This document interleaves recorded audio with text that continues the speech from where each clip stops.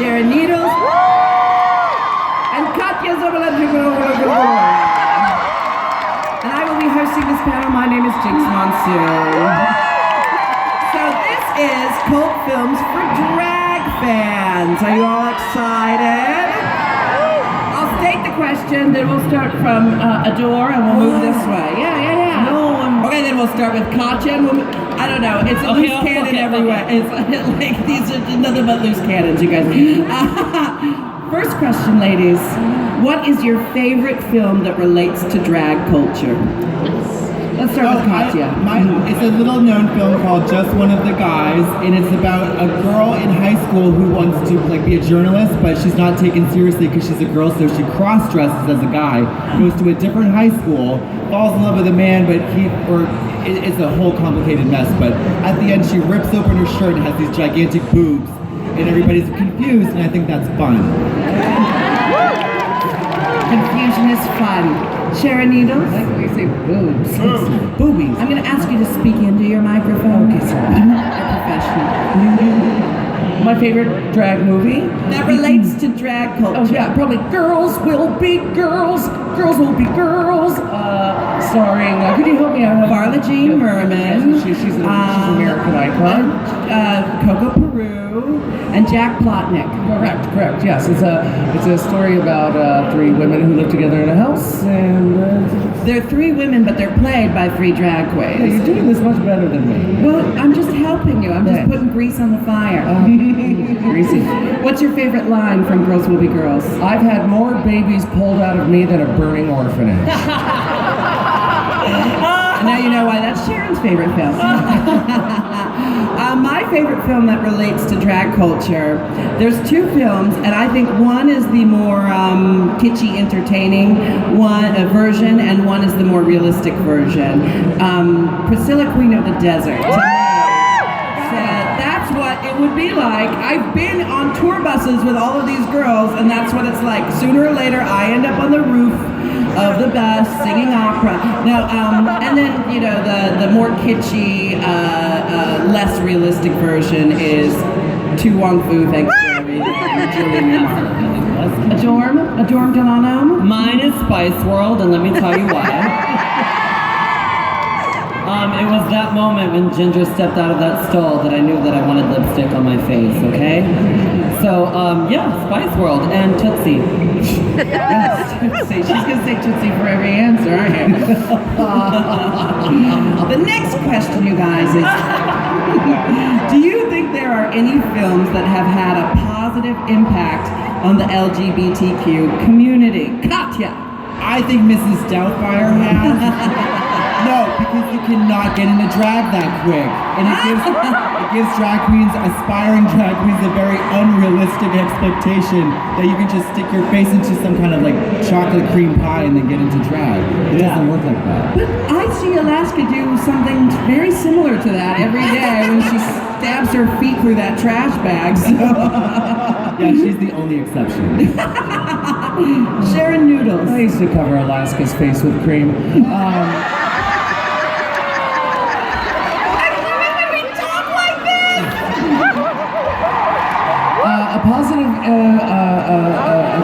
Positive impact on the LGBTQ community. Even though it's a dark, I know, I figured you hated it. But even though it's a dark comedy and it's surrounded by murder, I always thought Party Monster was a very influential movie because it showed you could be famous for absolutely no reason, and that you can just make believe and become any star that you wanted to be. It was very inspiring to me. Yeah, throw some glitter on it. And go dancing. Go dancing. Just try not to slip into a K-hole. I think a film that had a very positive impact on the queer community, the LGBTQ community, is Hedwig and the Angry Inch. It's a very specific story, but what's wonderful about it, it's a story that we haven't heard very often. And I think the music's brilliant and very heart-touching. And it shows that there's, many people find their way to their drag personas. We don't all have one path, And I really like that. And it tells you that you are enough by yourself. You don't need someone else to make you whole. You're already whole. You don't even need a dick apparently. Just one angry inch. Sharon. Adore Delano. I think Wizard of Oz. Wizard of Oz? Yes, there's a lot of different meanings in that movie, and I remember being a little kid and just like super infatuated with like everything that like turned the corner. But yeah, I think I loved Glenda. Well, that's absolutely true, because if you guys don't know this, back in the day when it was much more controversial and much less safe to be gay, you know, people had a code word, which is, are you a friend of Dorothy's, or I'm a friend of Dorothy's, and that would mean that was your secret way of saying you're gay, because, you know, Judy Garland is the brood mother of all queer people. And is it true her funeral was the day of the Stonewall riots? I think that it is widely speculated that because Judy Garland had died that day, that people were already agitated. So when the police started, you know, causing shit at the Stonewall bar, they were like, no, not on the day that Judy died. People died. People died. Nobody died at Stonewall. Nobody died at. No one Did died. it? Never. Okay. Never happened. Now, Katya, I think you answered this next question in your last question. You said a negative impact, and you were talking about positive impact. But do you have a second movie that has a negative impact? I sure do. Sure, double negative. Brokeback Mountain also gave people a very unrealistic expectation of what it's like to have sex with a cowboy in a tent in the woods for the first time. You need lube. You can't just jam it in there like right away. It doesn't even work like It that. was the 70s, okay? Naturally loose assholes in the 70s. So the question is, do you think there are any films that have had a negative impact on the LGBTQ community? Katya answered it twice. Now, Sharon, negative impact. What do you think? Negative impact. Well, you know, now it's getting more common to see cross-dressers or people in the trans community in movies, but in the olden days, the only time you ever saw someone who's trans or a cross-dresser, they were always a murderer, whether it was Dressed to Kill or Hitchcock's Psycho, or even movies like Sleepaway Camp. Even though I love all these movies, The Crying Game? Wait, they weren't a murderer. Never mind. People died. People died. And even though I love these movies for their cinematic history and then for them being horror movies, I'm glad that now we get to see trans people in more positive roles and not just playing a killer. Yeah. That said, go see Willem's movie, Killer. What's it called? Trains with knives. What is it again? It's called Ticked Off Trannies with Ticked Knives. Off Trannies with Knives. You know, we can always move back and forth. Let me see. A movie that has had a negative impact on the LGBTQ community. I don't know. I don't watch negative things. I'm just so nice all the time. I'm like, do you have one? Yep. I'll think about it. What's that fucking movie where like Adam Sandler marries that one fucker? I didn't like that shit. I don't know why. Like I'm like chill, but like that bothered me. Where Adam Sandler marries that It's like one so and so and fucker. so and so gets married, and they're like using like Chuck and Larry. to be gay to like it's just weird. And, It's Chuck and Larry. What is it? Chuck and Larry. Chuck and Larry get married. Chuck and Larry. I don't know, and I'm a fucking fucker, man. I'm from a zoo. Like my mom's a dickhead, so it's like I have a fucking tough skin when it comes to humor. And like I was in the theater, like this is fucking dumb. Like who directed this? And I thought it was like really kind of offensive, and I was like, like I wasn't obsessed. I was just like, this is dumb. She wasn't obsessed. Yeah, and that one fucking movie, Sorority Sisters or some shit, where all three of those guys, the hot guys from the 90s, dress up as girls, and then they talk shit about like cross-dressers and all this. It's just stupid, but stuff like that. Fuck your mothers. Fuck all their moms. I don't know why, but the only two things that popped into my head is the movie Ladybugs. Do you remember that Ladybugs with Rodney Dangerfield, where this boy dresses up like a girl to be like a ringer on a girls' soccer team, but like everyone falls for it and thinks this boy is a girl, but like he spends the whole movie like, "Hi, I'm Shirley." Like girls talk like that, like, "Oh yeah, we should do a makeover."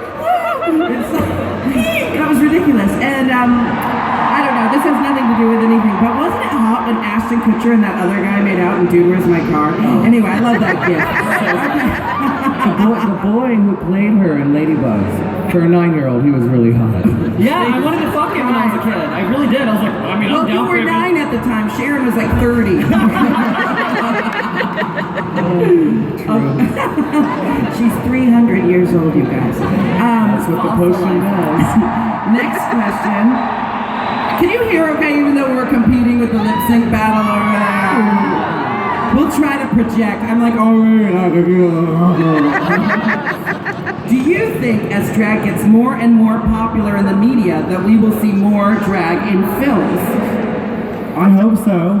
I was in a movie where I played a male nurse who was killed by Alaska, so that's 2 drags in films. There you go. Yeah, it's fabulous. I think you watch it soon. It's great. She snapped my neck and she looked like Nicole Paige Brooks. It was lovely. In what way? In every way. In every way possible. Everything about it. In fact, just for many scenes, Nicole Paige Brooks was her body double. Sharon Noodles? I certainly hope there's more drag queens in film, and I hope there's more films about drag. And I don't even remember. I'm such a lover of cult cinema that I don't ever think there was a time where there wasn't drag in film. But we're slowly taking over the world day by day. So we will one day take over Hollywood. Yeah. London. Well, I mean, like, drag has had influence in Hollywood for so long, but now we're getting to take the credit for it, you know? I want to see more drag queens in films, and I think this will happen. I happen to know some people who might be working on some projects right now, but I want to see drag entertainers involved in film in all kinds of ways, because our friend Peaches Christ, you might have seen many different YouTube videos of Peaches Christ doing a cult film parody with everyone on this panel. Oh, you want to do Selena though, right? We're going to do Selena. We're going to do Peaches Christ actually wrote and directed and co-produced her own film called All About Evil. And it's a very queer-tilted horror movie, dark comedy horror movie, and it's amazing. And she directed it and wrote it and got it funded. And so I think we just have so much to offer the film industry, not just as entertainment, not just in drag, but also out of drag. Think of RuPaul in But I'm a Cheerleader, you know? I thought that was great. The queen doesn't have to be in drag to be a part of the movie. We've got talents to share, and just because we're big old flaming drag queens doesn't mean we shouldn't be allowed to do that. And there's always porn. I love Violet's porn. not on this panel. Dang, Or LeBlanc. Detox, or J. Jolie. I could go on. That was fun. I think as the days go on, like every day, I think people are broadening their horizons and just kind of like understanding things in a different way than usual and normal. But yeah, to piggyback off of Jinkx with RuPaul and fucking Brady Bunch, and I mean, but I'm a cheerleader. I mean, growing up as a little queer kid, I mean, that was super like inspiring to me. And from what I see on IMDb, there's like a lot of cool things that are happening with a lot of queer entertainers. So I think that's gonna be neat. Absolutely. I mean, we're seeing so many examples, like, Logo used to have Drag Race, and that was kind of it for drag entertainment, and now Logo's really embracing their drag talent. We've seen, like, Bob's Comedy Special, Bianca's 2 different shows, Drag Becomes Him. So we've got our foothold in Hollywood right now, and we don't give things up very easily, so you're not going to see us go anywhere. The next question is, who is your favorite? Shut up! Who is your favorite LGBTQ actor or actress? I'm going to start with Adore. I love Laverne Cox. Like, have a huge crush on her just whole career and her whole spirit. I admire her like no fucking other. I mean, really anybody that puts a fucking acting hat on or fucking public hat on and put themselves out in the limelight for people to fucking judge them. And we're in a fucking fucked up community, sadly. Like, a lot of people ostracize us and they're assholes. So for you to really step up and put yourself out there, that's admirable. I'm admirable? Is that how you say it? Admirable. I dropped out of high school, everyone. And you can too, in 12 easy steps.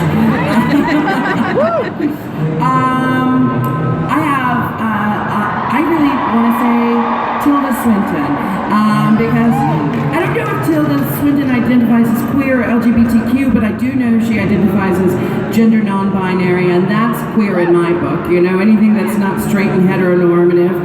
And I think she's so amazing and so transformative and puts herself out there in so many different roles and so many different lights. And in one film, she'll embody masculinity better than any other man, and then the next film, she's as femme and queenie as any one of us, you know? So I want her to play me in a movie someday. You too, Sharon. What do you think? My favorite.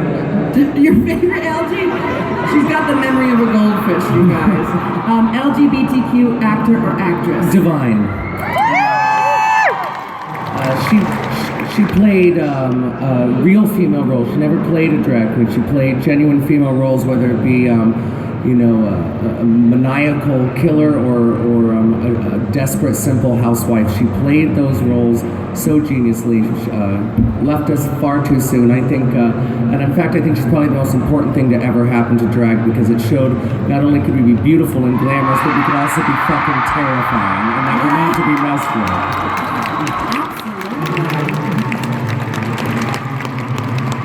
Katya, catering? John Travolta. What's your favorite John Travolta role?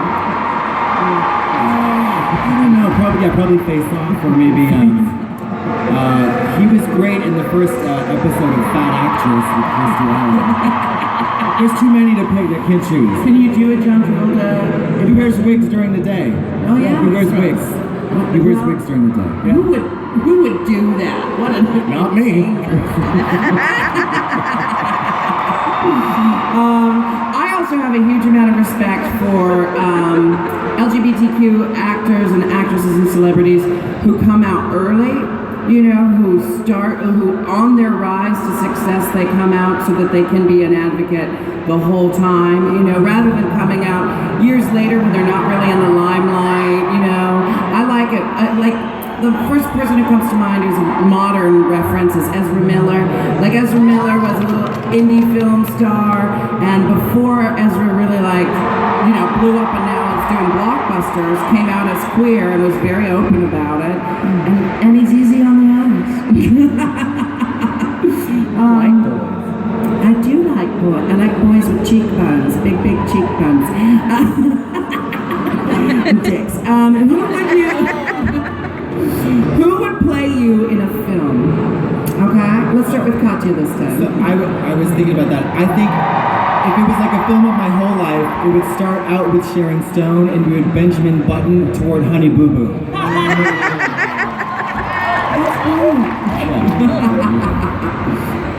Sharon Needles. Katie Hopkins. No. Katie Hopkins. No, I'd probably say Jared Leto, but he'd have to get a little more prettier to look like me. Jared Leto's so hot. I don't care how much he destroyed that Joker. It was so hot. I bet he would really get into it if he was playing you too. Yeah. It's an excuse to smoke and drink. Damn. Oh, they didn't like that at all, but that joke was for me. It wasn't for you. My soul is laughing. Who would play me in a film? Kirstie Alley. No, but I do want Kirstie Alley to play my mom. Absolutely. I'm gonna say Macaulay Culkin. I think he did such a great job with Party Monster. I want to see him play me out of morbid curiosity. Like, what would you do with all of this, you gorgeous man-child? I'm gonna fuck him so hard. With all the pizzas in the world. Fuck him on a bed of pizzas. Have you seen his music video with pizzas hanging? He's like singing in that band. No? There's a YouTube video and he's like in a music video and there's pizzas just like dangling. He's like, no. And I'm like, marry my fucking life. Who are you?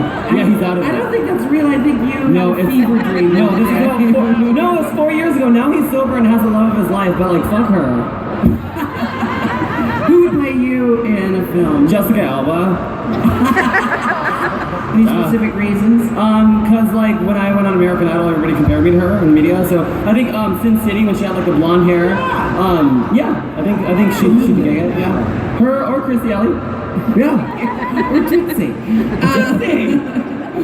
Last question. Do you think the drag and LGBTQ community are represented fairly or accurately in films and the media?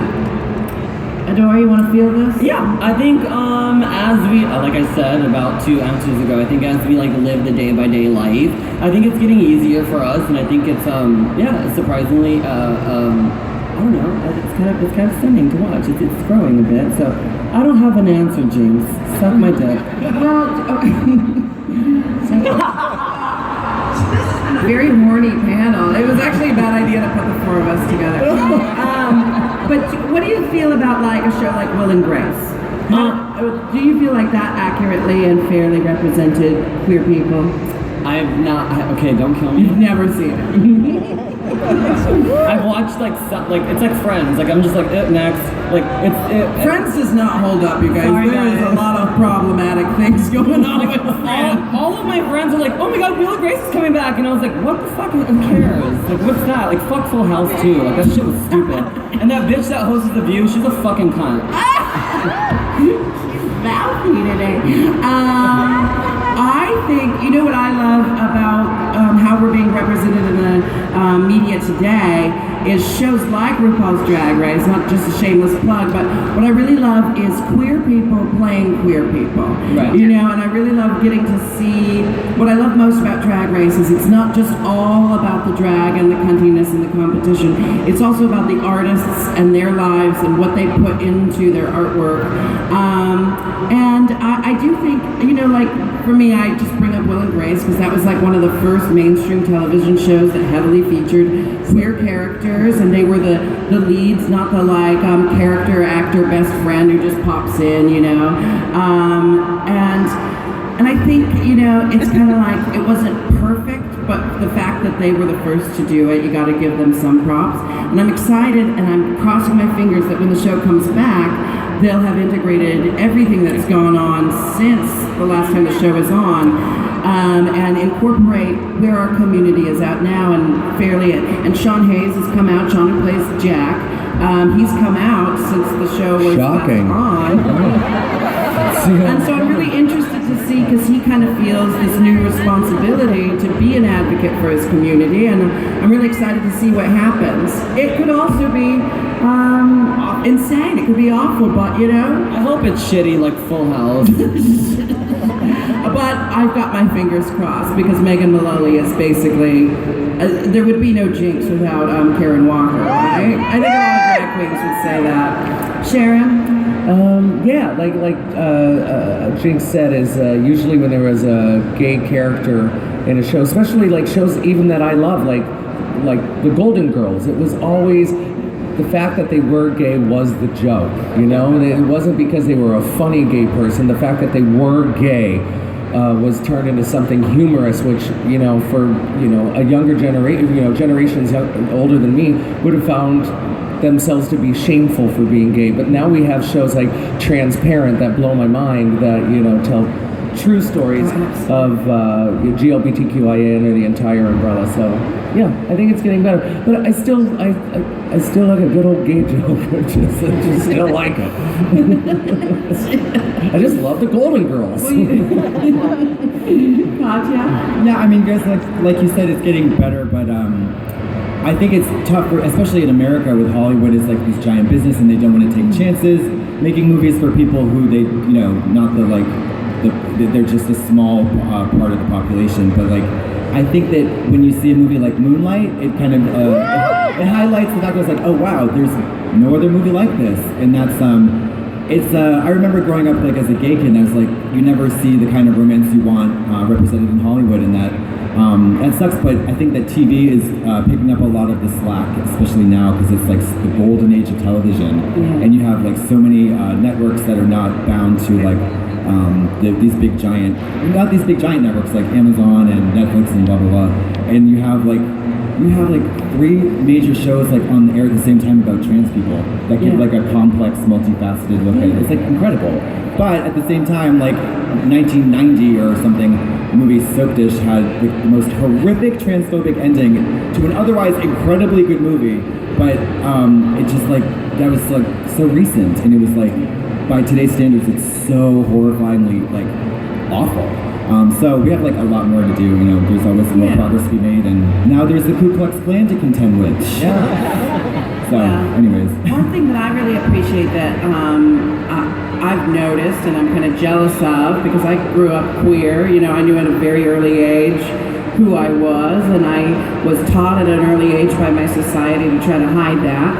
And nowadays we have shows like Steven Universe, and there's shows that are made for the younger generation, you know, like teens, tweens, and children, you know, mature, sophisticated children, and where they're representing queer characters in a very non-confrontational way, in a very loving and gentle way. And what I think is working about it is it's like something that the parents can stand behind too, because it's not too much all at once. It's a gentle education of the queer community, not just for the queer kids out there, but for straight kids to be introduced to this at an earlier age, so that by the time they meet their first queer person in high school or college, they're not freaking out about it, you know? And they do it without hypersexualizing it, which is, we grew up with lots of gay shows like Queer as Folk, which was so hypersexualized that, I mean, our entire lives about sex, and honey, no one in Manchester looks like that. No. Fucking hated that show, man. And I hated Carson so bad. I still do. There's also, okay, this show isn't, this show's kind of funny, but it's called Clarence.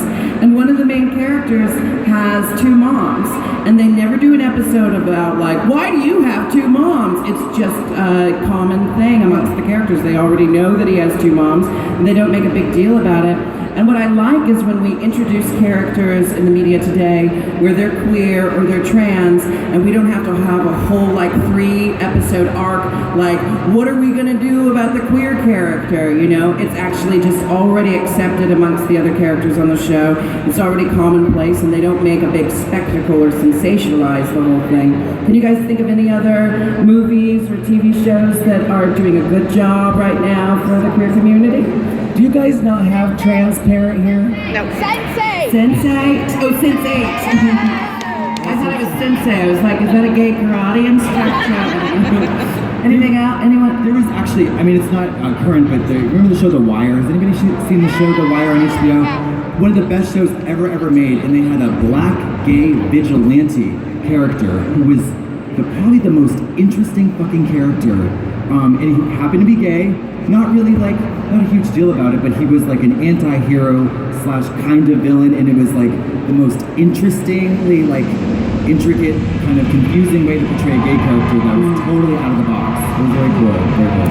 And we do, I mean, Laverne Cox has broken through the glass ceiling, but there are some other wonderful trans actors who portray trans characters, and they do it, you know, from real life experience, like Alexandra Billings. She's been on like every crime drama. Candace Kane, you might know Candace Kane from Drag Race. She's been on, she was on like ABC, that show she was on ABC. Sexy Money. Yeah. And that's amazing because ABC is like, you know, it's a conservative Christian family network, but they had a wonderful show where, I don't know if the show was wonderful, but they had a trans actress portraying a trans character, and we need more of that. Like, Laverne Cox said it, and I'll say it again, give trans actors a chance. Yeah. Give queer actors a chance. We've seen examples of like drag queens being portrayed by straight guys, and you know, if they do the research and they deliver an amazing performance, that's great, but why not just ask a fucking drag queen to do it? Like, there are so many drag queens who are very talented actors. Willem, Alaska, Katya, Sharon, Adore, Jinkx, you know, we all can handle our own. Give us a fucking chance, Hollywood! That's it for the questions. Is that the time? Yeah, that's the time. I did so good. I'm such a great moderator. Put your hands together for Jinkx Monsoon. Jinkx Monsoon.